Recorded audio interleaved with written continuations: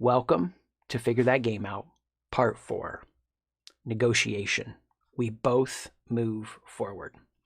After persuasion, which is what we talked about in Skill 3, the next skill that we need is negotiation. Now, everyone is negotiating.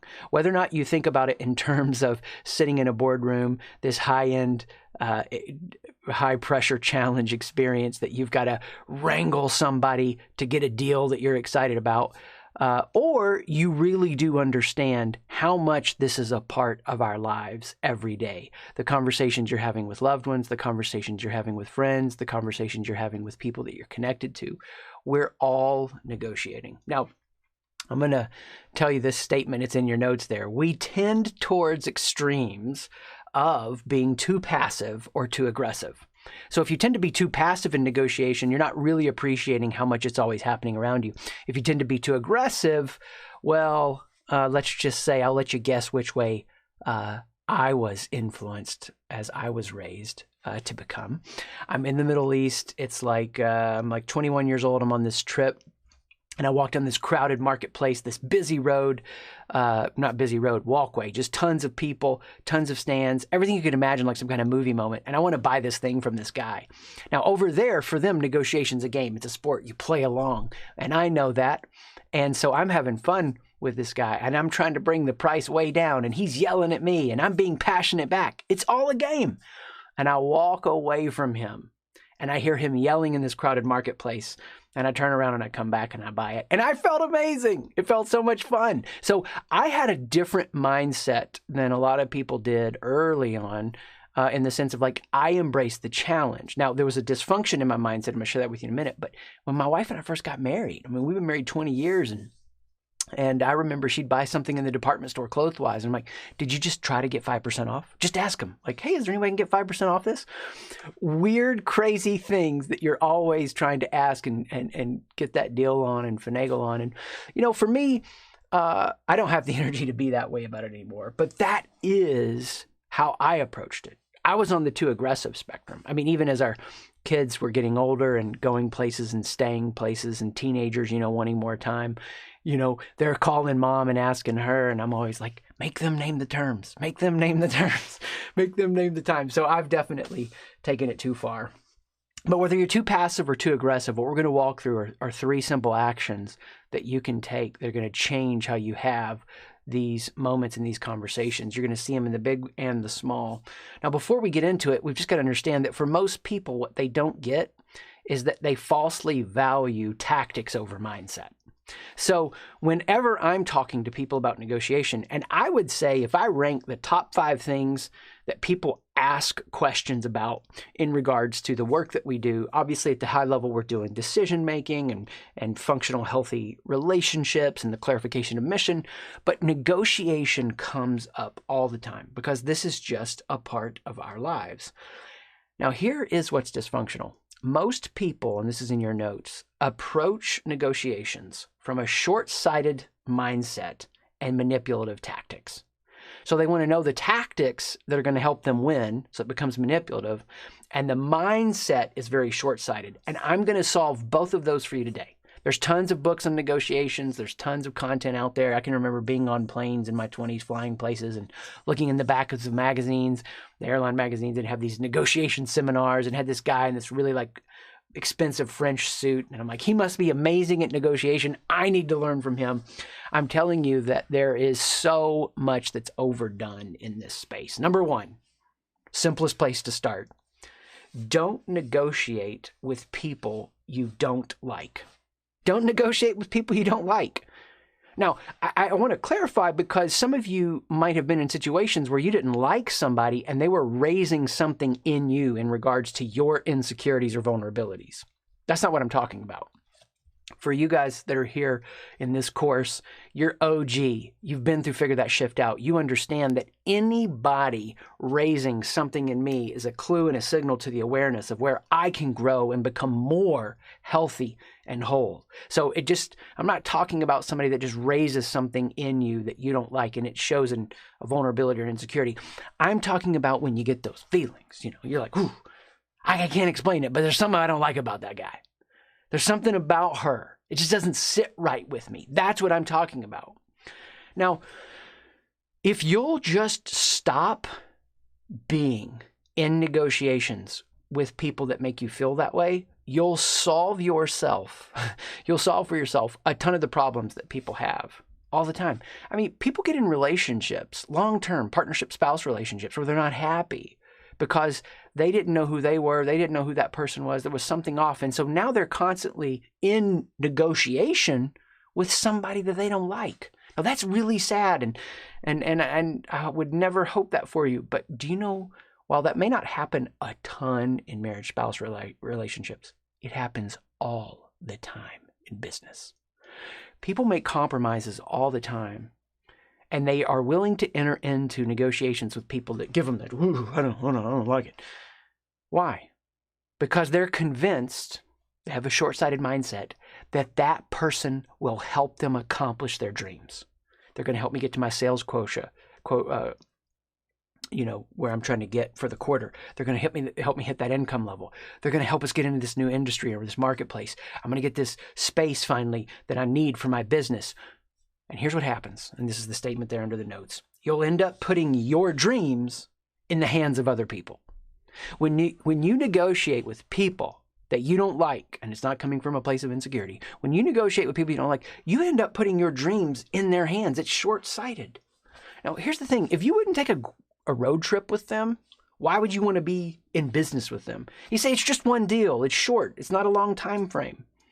It can even be something like, hey, they're just adding the deck to our house, right? Whatever it is. More of whatever you say yes to today leads to more tomorrow. Now, if I could go back in time and sit young Chris McAllister down in his mid-20s, when he was convinced that these opportunities in front of him, he had to say yes to them. And I would say to that young Chris McAllister, hey man, that feeling that you feel, that says, ooh, I don't know about being in business with this guy. Pay attention to that. Put a big neon sign around it. Surface it. Because an insecurity or a short-sighted mindset gets you in partnership with people you will have wished that you would have never connected with. I don't know this too painfully. You end up, you stop being at your creative best because you let other people carry the responsibility for your dreams. You get too defensive, you're too antagonistic or too passive. You become concerned about loss and protection. You say, but Chris, I'm still going to be in situations with people at some points where I'm negotiating with somebody that I wish that I wasn't. What then? Well, look at this statement there in your notes. I'm defining the best for you. And the best negotiations are the overlapping space between two people or two organizations that know who they are and what they want. That's the best.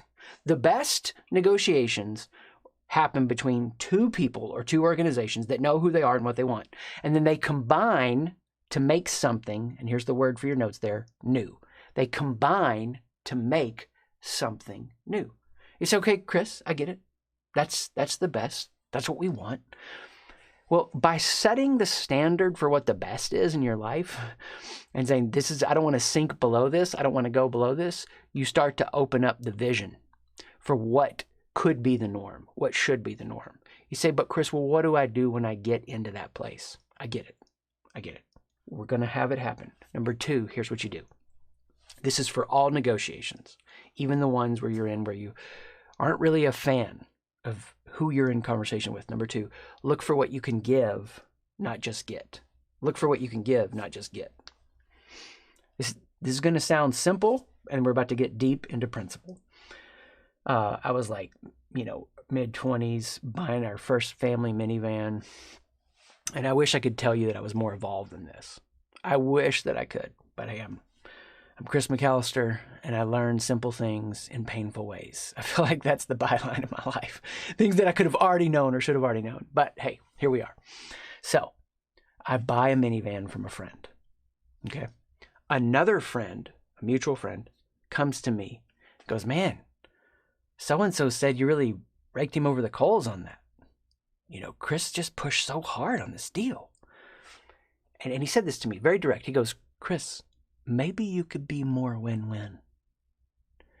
And at 24, 25 years old, I remember hearing that for the first time and going, that's a thing? I mean, you mean it doesn't have to be all about what I can get, but give? I don't know if you've seen the show Succession on HBO. And I'm not going to say that my, in any way, experience growing up was anything like that. But I did have a little bit of modeling of leadership that was very aggressive about what you can get. And what the healthiest people do when they're in negotiation, they're so secure, they stay sharp to what's happening, but they also are focused more on what they can give. They don't lose healthy boundaries, because healthy boundaries is all about point one. But in the moment, they start thinking about not only what am I getting out of this, but what can I give? How can I help one another? I've negotiated business partnerships with a scarcity broken mindset. There's not going to be enough. And it was terrible. And I've negotiated business partnerships with an abundant mindset. It's going to be okay.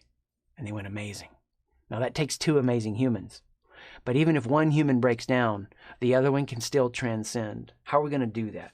Well, here's 4 pieces that I want to make sure that when you're in negotiations, you honor. And these are hard conversations with a partner or a spouse or a love interest. And these are moments where you're trying to advance your mission, have a conversation about increasing your pay, whatever it is. 4, here they are. And the word here is honor. You're honoring. Honor the time. Honor the time. Each person is responsible for their own happiness, okay? But in the ecosystem of Site Shift, all of this content is connected. I can't make you happy. Another human can't make you happy. But when you become the kind of person who learns how to become aware of your shame, and you lean into it, and you start to explore life on the other side of your identity fear, and your brain starts to get rewired, guess what happens? Even the boring, mundane parts of your life capture your full presence. That's what makes life so rich and exciting, that you can look at a piece of grass and just feel a sense of awe. Not only the boring and mundane parts, but also the parts where you feel challenged and afraid. I was negotiating with an investor years ago in a big deal that I was doing, and I got nervous, and I'm having lunch with this guy, and he's like a major leader in the community. He was a judge, okay? Major judge. And I'm making an investment pitch to him. And we're sitting in this cafe, and I'm so nervous while I'm eating. The food gets stuck in my throat. Now, some of you know the story about how I didn't know at the time, but that was in my head, and my throat was constricting, but it was a real feeling. The food is stuck because I'm just so nervous. I walked into the middle of this cafe, over to the corner, from the middle of this cafe over to the corner. I literally gagged myself to get it out, cleaned it up before anybody knew, walked back over the table, finished the conversation, closed the investment. That went great, but the experience was terrible. See, I want to get where I'm going in life and enjoy getting there. And part of this is what it means to, even in boring moments or moments I'm afraid, to bring my full presence. Honor the time. Honor the time. You're there. There is no moment other than now. Why not honor it? Why not be there in it? Now, part of honoring the time is just preparing. And if you prepare for negotiations, tough conversations, challenging moments, you're going to be able to orient in a moment's notice. If you're the kind of person who's prepared, you've thought about it, you've explored it, well, then in the moment you get to experience what I believe is the best part of relationships, the volley back and forth of vulnerability. In the last few years, I've been through some intense negotiations with great humans, and in the volley of vulnerability, both of us tried to outdo the other in how much we could give. It was amazing. I had it happen a few weeks ago with a long-term client and friend having me speak. And I'm like, man, you know, we've raised rates and we've been able to see an increase there, and it's been growth, and I still want to take care of you guys and help you out. And I was trying to go as low as he could, and he tried to go as high as he could. It was crazy. It's like we're both being terrible business people, but great friends, and it's a beautiful way to live. So we honor the time. And second, we honor the space. Honor the space. If I'm here and the time matters, then the person matters also. I'm going to see them. I'm going to hear them. I'm going to feel them.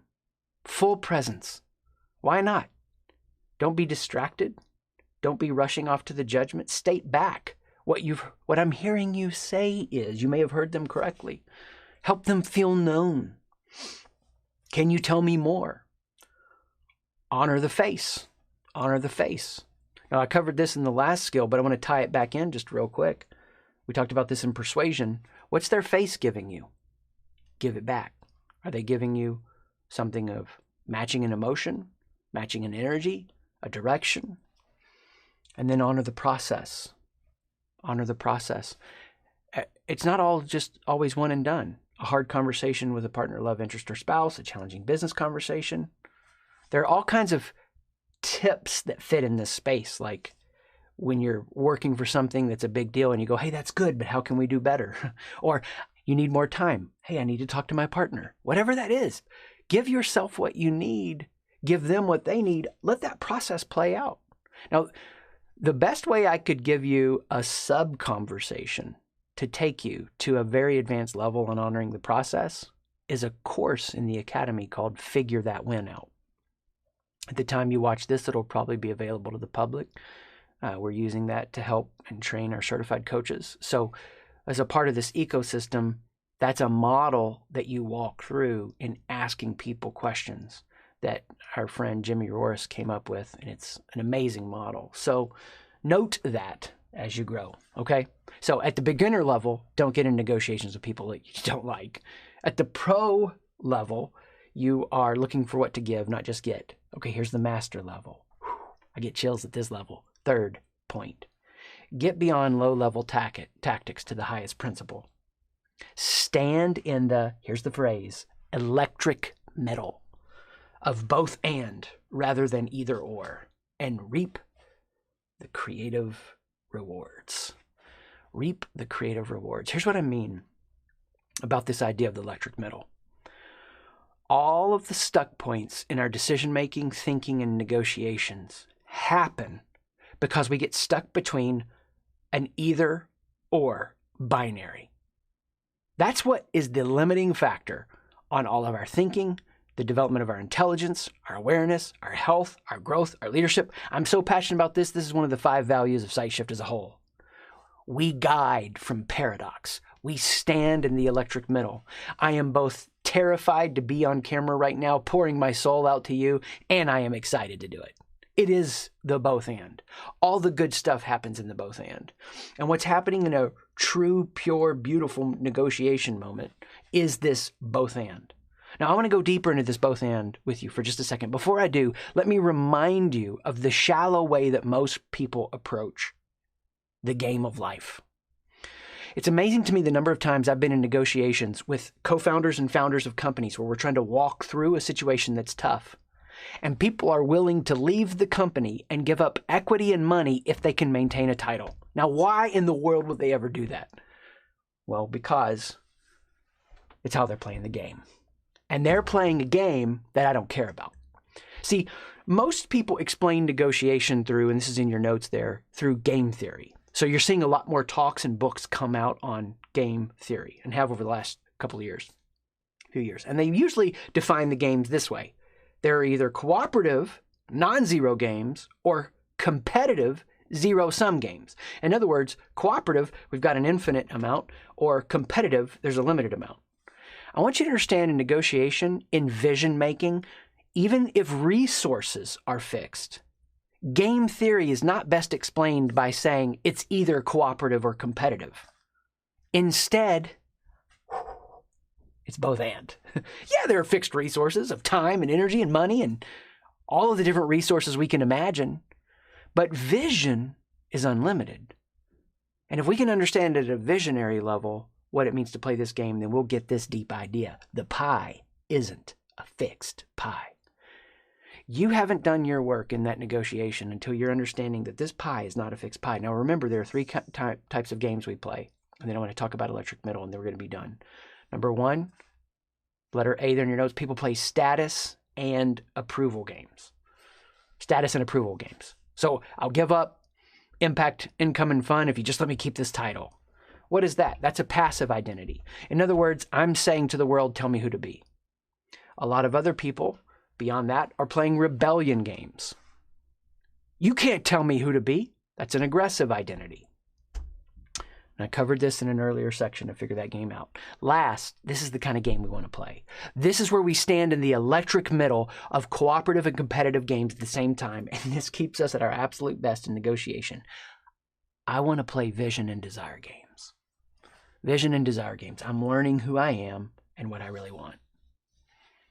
Now, no matter where you are today, in any sector of your life, you've never found the best way to do anything. Ever.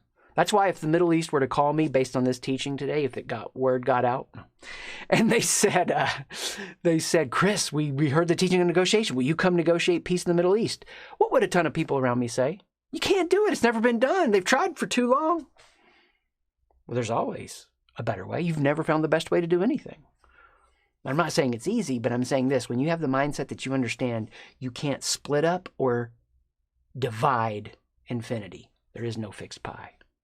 So what I'm constantly doing is using identity space and the table exercise to train my brain for intuitive vision to see more and to make more meaning no matter what in every negotiation I'm in. And everything else takes care of itself. Because when you understand you're living at the bleeding edge where two people are combining to make something new, you're bringing something into existence that never existed before. And as you become this kind of person, you become more trustworthy and safe. You're skilled. More negotiation just flows through you. I don't know if any of you are fans of the Marvel Universe and the Marvel Cinematic Universe, what kicked off with Iron Man.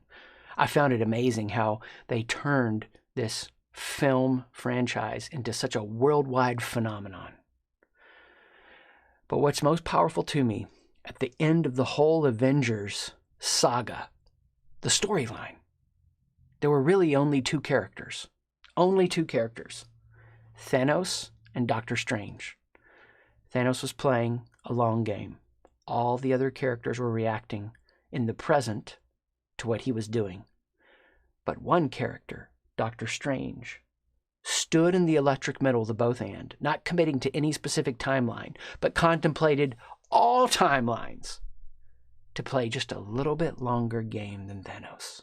More vision. Got out ahead of it, and saved the galaxy, the universe. Wherever you find yourself, you've never found the best way to do anything, and there's more. And if you can not negotiate with people that give you those willies, people you don't like, and if you can make sure that you're there to give more than get, and you stand in the electric middle, the both and, not getting stuck in a fixed binary pie, you will find a way forward where others may have been stuck or stopped. Figure that game out, part 4. Negotiation. We both move forward.